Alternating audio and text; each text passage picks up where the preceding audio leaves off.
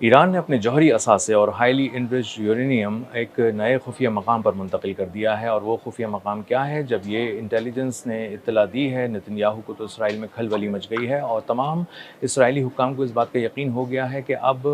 कम अज़ कम उनकी ज़िंदगियों में ईरान के अफज़ूदा यूरेनियम तक पहुँचना, उसे तबाह करना या अपनी तहवील में लेना नामुमकिन हो गया है। मेरा नाम अज़हर अली ख़ान है और आप देख रहे हैं आज की बात। अमरीकी अखबार वॉल स्ट्रीट जर्नल अपनी एक्सक्लूसिव स्टोरी में बता रहा है कि इसराइली इंटेलिजेंस इस बात पर यकीन रखती है और उसकी रिपोर्ट है, और उसने नेतन्याहू को भी ये रिपोर्ट पेश की है कि ईरान ने अपने जो जौहरी असासे हैं, हाईली इनरिच्ड यूरेनियम के हज़ारों सेंट्रीफ्यूजेस वो नए खुफिया मकाम पर मुंतकिल कर दिए हैं। पहले भी ये एक महफूज मकाम पर रखे गए थे, लेकिन उसके बाद जब उन्हें अंदाज़ा हुआ कि बहुत ज़्यादा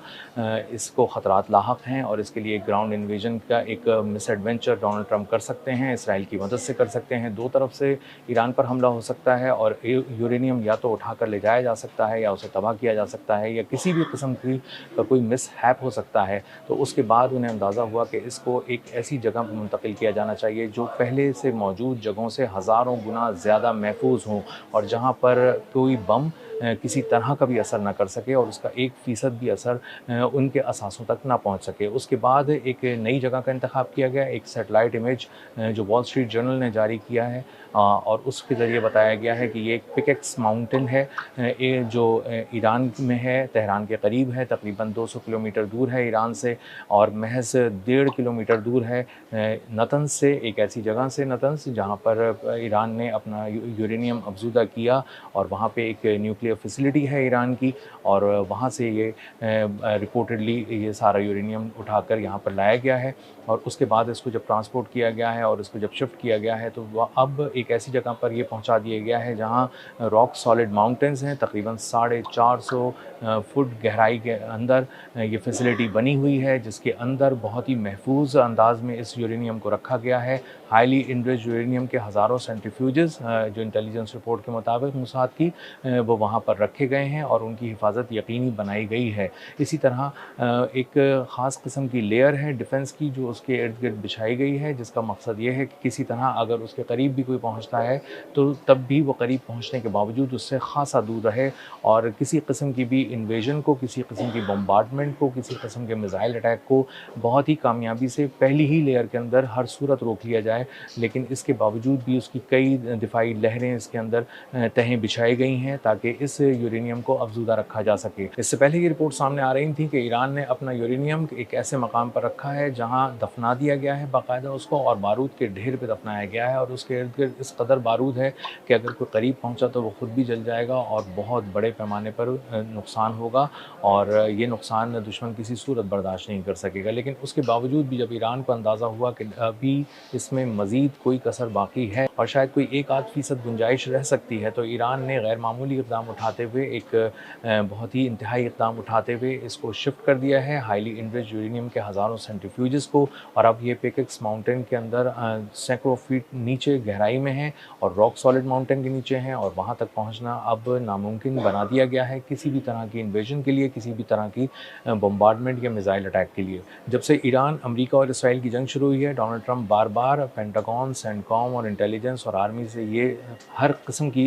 एक ब्रीफिंग ले रहे हैं और बार-बार पूछते हैं कि कोई ऐसा तरीका बता दो कि जिस तरह अमेरिका ग्राउंड इन्वेजन करके किसी तरह ज़मीन पर उतर कर जाए और वहाँ पर उसके जो नेवी सील्स हैं वो उतरने के बाद उसके कमांडोज़ एक्शन करें और वहाँ पर हाईली इनरिच्ड यूरेनियम के जो सेंट्रीफ्यूजेस हैं वो उठाकर वो मवाद अमेरिका लाया जाए किसी भी तरह एयरलिफ्ट करके। लेकिन बार-बार, कम से कम 3 बार उनको ये ब्रीफिंग दी गई है, बहुत तवील किस्म की ब्रीफिंग दी गई है। कुछ रिपोर्ट्स लिख कर भी उनको उन तक पहुँचाई गई हैं तहरीरी तौर पर, और उनको बताया गया है कि ये एक मिस एडवेंचर है, ऐसा मुमकिन नहीं है। जो एनालिस्ट हैं, जो फ़ौजी एनालिस्ट हैं, जो काम कर चुके हैं, जो नेवी सील्स के अंदर काम कर चुके हैं, जो उनके वेटरन्स हैं, वो ये बात बता रहे हैं कि ये एक नामुमकिन ऑपरेशन है। पहले इसको मुश्किल और पेचीदा तरीन कहा जा रहा था, लेकिन अब इसको नामुमकिन इसलिए कहा जा रहा है क्योंकि इसकी कॉस्ट बहुत ज़्यादा है। हज़ारों नेवी सील्स और फ़ौजियों को हैज़मत सूट्स के साथ वहाँ पर उतरना पड़ेगा, एक ख़ास किस्म का सूट जिसको पहनना पड़ता है ताकि किसी तरह के भी ताबकारी के असरात इंसान के जिस्म पर ना हो सकें और वो इसको महफूज तरीके से ला सके। इस तरह की एक वर्दी में वहाँ पर उतर कर जाना, वहाँ पर एक रनवे बनाना ताकि वहाँ पे तैयारे लैंड कर सकें। एक आर्ज़ी रनवे बनाने के बाद कॉम्बैट सिचुएशन के अंदर वहाँ जाकर ईरान का यूरेनियम चुराना और उसके बाद उसको बाहिफ़ाज़त एयरलिफ्ट कर अमेरिका या किसी और मकाम पर मुंतकिल करना, ये एक फ़िल्मी कहानी है, ये हॉलीवुड की मूवी का कोई सीन लगता है और इसको ये इस हद तक नाकाबिले अमल एक प्रोसीजर है जिसके बारे में बार-बार अमेरिकी हुकाम डोनाल्ड ट्रंप को कह रहे हैं कि कभी भी आप इस तरह मत सोचिएगा कि आप किसी तरह का ग्राउंड इन्वेजन कर लेंगे। और शायद यही वजह है कि अमेरिका ने अपने A-10C थंडरबोल्ट तैयारे जो हैं उनका पूरा स्क्वाड्रन जिसमें 12 तैयारे शामिल थे वो मिडल ईस्ट से वापस भिजवा दिया है। और ये तैयारे भिजवाने का साफ़ और सीधा मतलब ये है कि किसी तरह की भी ग्राउंड इन्वेजन का अमेरिका कोई प्लानिंग नहीं कर रहा और अगर इस तरह की कोई चीज़ की गई तो उसका नुकसान नाकाबिले तलाफ़ी होगा। हज़ारों फ़ौजियों को ज़मीन पर उतरना पड़ेगा और उसके बाद वहाँ पर रहना पड़ेगा। कुछ देर और कुछ घंटे और कुछ दिन जारी रहने वाले इस ऑपरेशन के दौरान ईरान उन पर क़यामत ढा देगा। शॉर्ट रेंज बैलिस्टिक मिसाइल्स तक से हमले हो सकते हैं। इसी तरह ड्रोन अटैक्स हो सकते हैं, कॉम्बैट सिचुएशन के अंदर आ सकते हैं, बारूद की बारिश हो सकती है, ज़मीन गर्म हो सकती है और उनकी लाशों से ये ज़मीन भर सकती है। इसीलिए अमेरिकी फ़ौज को ये बात बहुत अच्छी तरह समझ में आ गई है कि अगर किसी तरह का भी कोई मिसएडवेंचर किया गया तो उसमें जो इंसानी कॉस्ट है वो बहुत ज़्यादा होगी और एक भी नेवी सील के मरने का मतलब ये है कि पूरी आर्मी हिल कर रह जाएगी और एक दुनिया में एक वर्ल्ड ब्रेकिंग न्यूज़ बनेगी क्योंकि अमेरिका का एक तरह से ऑपरेशन भी नाकाम होगा और उसके इंतहाई कीमती मिलियंस ऑफ डॉलर्स से तैयार किए गए फ़ौजी एक-एक करके मारे जा रहे होंगे। फ़िज़ाई कार्रवाई के ज़रिए एयर अटैक्स करके इस तरह की जौहरी तंसीबात को तबाह करने की जो पूरा एक मंसूबा था वो पहले भी नाकाम बनाया जा चुका है। अमेरिका के इस तरह के हमले नाकाम हो चुके हैं। उन्होंने वहाँ पे B-2 तैयारों के ज़रिए बहुत ही भारी किस्म के बम गिराए थे और हज़ारों टन बम बारूद गिराने के बावजूद उनको अंदाज़ा हुआ कि वो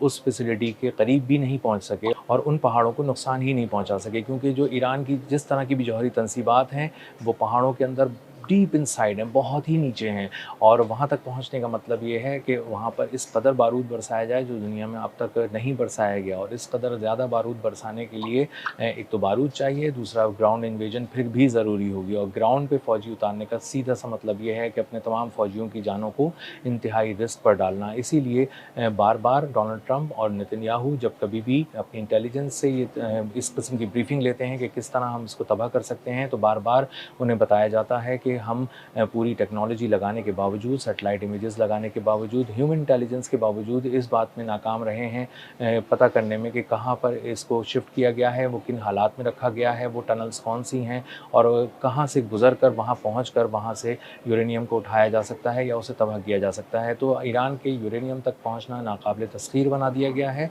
और नामुमकिन बना दिया गया है और वहाँ उसको एक नए खुफिया मकाम पर मुंतकिल करके इंतहाई महफूज बना दिया गया है और अब नेतन्याहू को ये बात बहुत अच्छी तरह समझ में आ गई है और डोनाल्ड ट्रंप को उससे भी पहले समझ में आ चुकी है कि जो बात करनी है, जो तबाही फैलानी है ईरान के अंदर फैला सकते हैं लेकिन जो जौहरी मवाद की वो बात करते थे कि किसी तरह उसको तबाह किया जाए, उसको लिया जाए, उसको नुकसान पहुँचाया जाए, वो अब सारा मंसूबा काबिल अमल नहीं रहा। अब तक के लिए इतना ही, मिलते हैं अगले व्लॉग में किसी नई खबर, नए तज्ज़िये और नए ज़ाविये के साथ। अल्लाह हाफ़िज़।